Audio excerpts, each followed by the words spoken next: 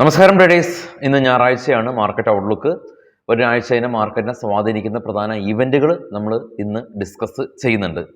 കഴിഞ്ഞ ആഴ്ചയിലേക്ക് നോക്കുകയാണെങ്കിൽ Indian market കണ്ട ഏറ്റവും വലിയ ഒരു ഇടിവുണ്ടാക്കിയ ഒരാഴ്ചയാണ് കടന്നുപോയത്. ഇന്ത്യയിലെ നിക്ഷേപകർക്കും ട്രേഡേഴ്സിനും ഒരേപോലെ പേടിപ്പെടുത്തിയ ഒരാഴ്ചയാണ് കഴിഞ്ഞ ആഴ്ച. നിഫ്റ്റി ഏകദേശം ഒരു 2.5% മുകളിൽ ഫോൾ ചെയ്തു. 600 പോയിന്റിലധികം നിഫ്റ്റി ഇടിഞ്ഞപ്പോൾ FIS ഇന്ത്യൻ മാർക്കറ്റിൽ $2.5 ബില്യൺ മുകളിൽ അവർ സെല്ല് നടത്തി. ഒട്ടുമിക്ക എല്ലാ ഇൻഡെക്സും ഹെവി പ്രോഫിറ്റ് ബുക്കിംഗ് കണ്ടു. എസ്പെഷ്യലി PSU സെക്ടർ 6% ഇടിഞ്ഞു. ടൈറ്റാൻ കമ്പനി 8% ഇടിവ് രേഖപ്പെടുത്തി.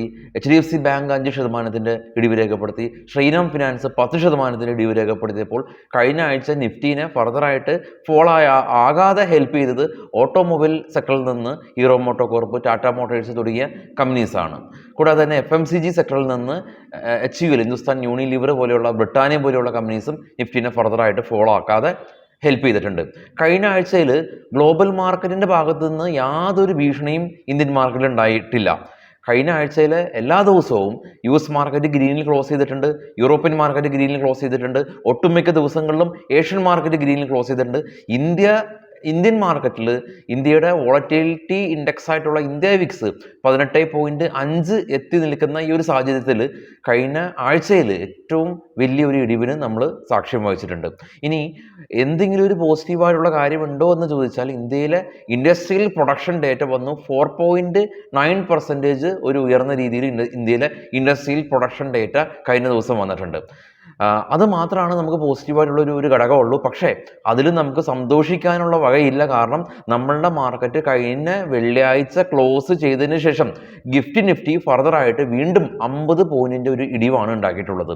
കഴിഞ്ഞ ആഴ്ചയിലെ വലിയ PSU കമ്പനിയായിട്ടുള്ള SBIന്റെ റിസൾട്ട് വന്നു. മികച്ച ഒരു റിസൾട്ട് കൊണ്ടുവന്നെങ്കിൽ കൂടിയും SBIക്ക് ഇന്ത്യൻ മാർക്കറ്റിനെയോ ബാങ്ക് നിഫ്റ്റിയെയോ ഹെൽപ്പ് ചെയ്യാനോ അത് ഉയർത്താനോ കഴിഞ്ഞില്ല. അമ്പേ പരാജയപ്പെട്ടിട്ടുണ്ട്. ഇനി നമുക്ക് അടുത്ത ആഴ്ചയിലെ മാർക്കറ്റിൻ്റെ അവസ്ഥകളിലേക്ക്, ഗ്ലോബൽ ഈവൻറ്റുകളിലേക്കൊക്കെ നമുക്ക് കടക്കാം. ഇന്ന് ഞായറാഴ്ച നമ്മളുടെ ഈ കൊച്ചിയിൽ ഫ്യൂച്ചർ ആൻഡ് ഓപ്ഷൻ്റെ ഓഫ്ലൈൻ ക്ലാസ് ഉണ്ടായിരുന്നു. ഇനി വരും ദിവസങ്ങളിൽ ഫ്യൂച്ചർ ആൻഡ് ഓപ്ഷൻ്റെ ക്ലാസ്സും ഉണ്ട്.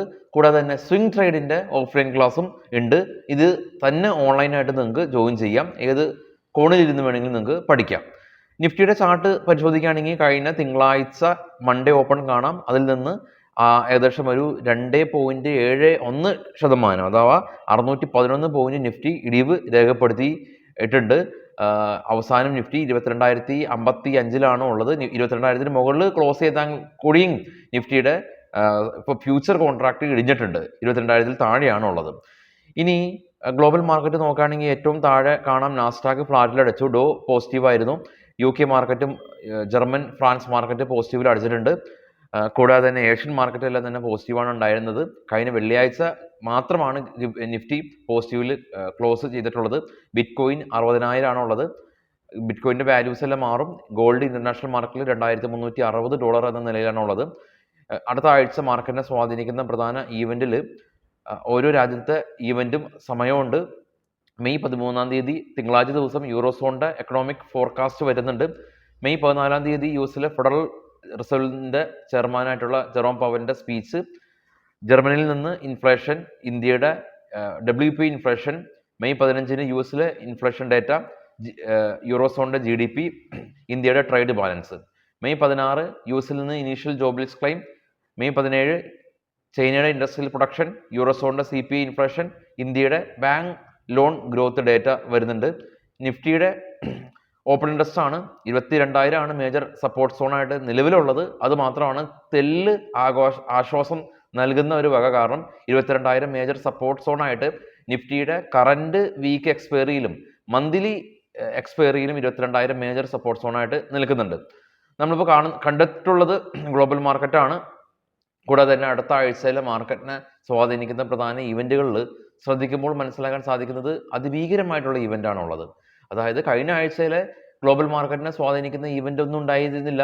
പക്ഷേ ഈ ആഴ്ച inflation data, GDP data, Jerome പവലിൻ്റെ സ്പീച്ച്, അത് ഇത് എന്ന് വേണ്ട മാർക്കറ്റിനെ അതിഭീകരമായിട്ട് മുന്നോട്ടോ താഴേക്കോ വലിച്ചിടാൻ സാധിക്കുന്ന അല്ലെങ്കിൽ ഇൻഫ്ലുവൻസ് ചെയ്യാൻ തക്കവണ്ണം കെൽപ്പുള്ള ഈവൻറ്റുകൾ ഈ ആഴ്ചയുണ്ട്. അപ്പോൾ ഈ ആഴ്ച നമുക്ക് വളരെയധികം ക്രൂഷ്യലാണെന്ന് മനസ്സിലായി. ഇനി കുറച്ച് സ്റ്റോക്കുകളുടെ വാർത്തകളിലേക്ക് നമുക്ക് പരിശോധിക്കാം. പ്രധാനമായിട്ടും ഒരുപാട് റിസൾട്ടുകളൊക്കെ വന്നിട്ടുണ്ട്. ടാറ്റ മോട്ടോഴ്സിൻ്റെ റിസൾട്ട് ഓൾമോസ്റ്റ് 3 മടങ്ങ് റിസൾട്ട് ഉയർന്ന് 17,407 കോടി രൂപ നെറ്റ് പ്രോഫിറ്റ് കരസ്ഥമാക്കി. കൂടാതെ തന്നെ കമ്പനി 6 രൂപ ഡിവിഡൻഡ് പ്രഖ്യാപിച്ചിട്ടുണ്ട്. ഡീലിംഗ് കമ്പനി പ്രോഫിറ്റ് 20-ൽ നിന്ന് 25-ലേക്ക് ഉയർന്നു. കമ്പനി 8 രൂപ ഡിവിഡൻഡ് പ്രഖ്യാപിച്ചു. TVS ശ്രീചക്ര കമ്പനി 22-ൽ നിന്ന് 23 കോടി രൂപയിലേക്ക് നെറ്റ് പ്രോഫിറ്റ് ഉയർന്നു. ITDC കമ്പനി 10-ൽ നിന്ന് 16 കോടി രൂപയിലേക്ക് നെറ്റ് പ്രോഫിറ്റ് ഉയർന്നു. ഹൈടെക് പൈപ്പ് കമ്പനി 15 കോടി രൂപയിൽ നിന്ന് 11 കോടി രൂപയിലേക്ക് നെറ്റ് പ്രോഫിറ്റ് കുറഞ്ഞു. ഐഷർ മോട്ടോഴ്സ് നെറ്റ് പ്രോഫിറ്റ് 18% ഉയർത്തിയിട്ടുണ്ട്. 1070 കോടി രൂപ കരസ്ഥമാക്കി. റോയൽ എൻഫീൽഡിൻ്റെ എല്ലാം തന്നെ റെക്കോർഡ് സെയിൽസ് രേഖപ്പെടുത്തിയിട്ടുണ്ട്. യൂണിയൻ ബാങ്ക് നെറ്റ് പ്രോഫിറ്റ് 19% ഉയർന്നിട്ടുണ്ട്. കൂടാതെ തന്നെ 3 രൂപ 60 പൈസ ഡിവിഡൻഡ് കൊടുക്കുന്നുണ്ട്. Punjab Sindh bank net profit 70% ഇടിഞ്ഞു. അവർ 139 കോടി രൂപയിലേക്ക് ചുരുങ്ങി. കഴിഞ്ഞ തവണ 460 കോടി രൂപ അറ്റാദായം രേഖപ്പെടുത്തിയ കമ്പനിയാണ്. Piramal pharma company net profit 50-ൽ നിന്ന് 101 കോടി രൂപയിലേക്ക് ഉയർന്നു. ഫിനോലെക്സ് ഇൻഡസ്ട്രീസ് കമ്പനി 158-ൽ നിന്ന് 161-ലേക്ക് നെറ്റ് പ്രോഫിറ്റ് ഉയർന്നു. ഡിവിഡൻഡ് 2 രൂപ 50 പൈസ പ്രഖ്യാപിക്കുന്നുണ്ട്. ആമി ഓർഗാനിക് കമ്പനി 27-ൽ നിന്ന് 32 കോടി രൂപയിലേക്ക് നെറ്റ് പ്രോഫിറ്റ് ഉയർന്നു. കമ്പനി 3 രൂപ ഡിവിഡൻഡ് പ്രഖ്യാപിക്കുന്നുണ്ട്. തെർമാക്സ് കമ്പനി 156-ൽ നിന്ന് 190-ലേക്ക് നെറ്റ് പ്രോഫിറ്റ് ഉയർന്നു. കമ്പനി 12 രൂപ ഡിവിഡൻഡ് പ്രഖ്യാപിച്ചു. ന്യൂവാമ വെൽത്ത് മാനേജ്മെന്റ് കമ്പനി 85-ൽ നിന്ന് 181 കോടി രൂപയിലേക്ക് നെറ്റ് പ്രോഫിറ്റ് ഉയർന്നു. ന്യൂലാൻഡ് ലാബ് കമ്പനി 84 കോടി രൂപയിൽ നിന്ന് 67-ലേക്ക് നെറ്റ് പ്രോഫിറ്റ് ചുരുങ്ങി. കമ്പനി 14 രൂപ പെർ ഷെയറിന് ഡിവിഡൻഡ് പ്രഖ്യാപിച്ചു. GTL ഇൻഡസ്ട്രീസ് കമ്പനി 36-ൽ നിന്ന് 29 കോടി രൂപയിലേക്ക് നെറ്റ് പ്രോഫിറ്റ് കുറഞ്ഞു. ISMT കമ്പനി 8 കോടി രൂപയിൽ നിന്ന് 19 കോടി രൂപയിലേക്ക് നെറ്റ് പ്രോഫിറ്റ് വർദ്ധിച്ചു. ചോളമണ്ഡൽ ഫിനാൻസ് കമ്പനി 410-ൽ നിന്ന് 513 കോടി രൂപയിലേക്ക് നെറ്റ് പ്രോഫിറ്റ് ഉയർന്നു എന്നുള്ളതാണ് ഇപ്പോഴുള്ള ന്യൂസ്. ഇനി ഡിവിഡൻഡ് ഡീറ്റെയിൽസ്, IPO ഡീറ്റെയിൽസ്, ഒട്ടനവധി ഇൻവെസ്റ്റേഴ്സ് ട്രേഡേഴ്സ് തേടുന്ന ഇൻഫർമേഷൻസ് എല്ലാം തന്നെ നമ്മുടെ ട്രേഡ് ബഡ്ഡി എന്ന് പറയുന്ന നമ്മുടെ വെബ്സൈറ്റ് ആയിട്ടുള്ള ബിസ്മേറ്റ് ട്രേഡിങ്ങിൻ്റെ ട്രേഡിംഗ് വിങ് ആയിട്ടുള്ള ട്രേഡ് ബഡ്ഡിയിലുണ്ട്. ചെക്ക് ചെയ്യാം. ഗ്ലോബൽ മാർക്കറ്റിലേക്ക് നോക്കുമ്പോൾ കഴിഞ്ഞ ആഴ്ചയിൽ ഗ്ലോബൽ മാർക്കറ്റ് പ്രശ്നങ്ങളോ കാര്യങ്ങളോ ഒന്നും സൃഷ്ടിച്ചിട്ടില്ല. പക്ഷെ സൃഷ്ടിക്കാൻ തക്കവണ്ണമുള്ള ഈവൻ്റ് ഉണ്ടായിട്ടില്ല എന്നുള്ളതാണ് സത്യം. പക്ഷേ ഈ ആഴ്ച നമ്മൾ നേരത്തെ കണ്ടു ഗ്ലോബൽ ഈവൻറ്റിൽ ഒരുപാട് ഈവൻ്റ് ഉണ്ട്. കൂടാതെ തന്നെ വിക്സ് 18.5 ആണ്. അപ്പോൾ ഇലക്ഷൻ 3ാം ഘട്ടം കഴിഞ്ഞ് മുന്നേറുകയാണ്. ഇനിയിപ്പോൾ അതിൻ്റെ റിസൾട്ടും മറ്റിൻ്റെ അഭ്യൂഹങ്ങളും എക്സിറ്റ് പോളും അതിൻ്റെ മറ്റുള്ള ഘട്ടങ്ങളിലേക്ക് കടക്കേണ്ടതായിട്ടുണ്ട്. അപ്പോൾ അത്തരത്തിലുള്ള പല രാഷ്ട്രീയപരമായിട്ടുള്ള അഭിപ്രായങ്ങൾ പല മേഖലയിൽ നിന്നും വരുന്ന ഒരു സമയമാണ്. അപ്പോൾ നമ്മളുടെ തീരുമാനമാണ് എത്തരത്തിൽ ട്രേഡ് ചെയ്യണം എന്നുള്ളത്. അപ്പോൾ വളരെയധികം സൂക്ഷിച്ച് ട്രേഡ് ചെയ്യുക. കാരണം പല ആളുകളുടെയും ക്യാപിറ്റലിൽ വൈപ്പ് ഔട്ട് ആക്കത്തക്കവണ്ണം മാർക്കറ്റ് മൂവ് ചെയ്യുന്ന ഈവൻറ്റുകൾ ഇനി വരാനിരിക്കുന്നതേ ഉള്ളൂ.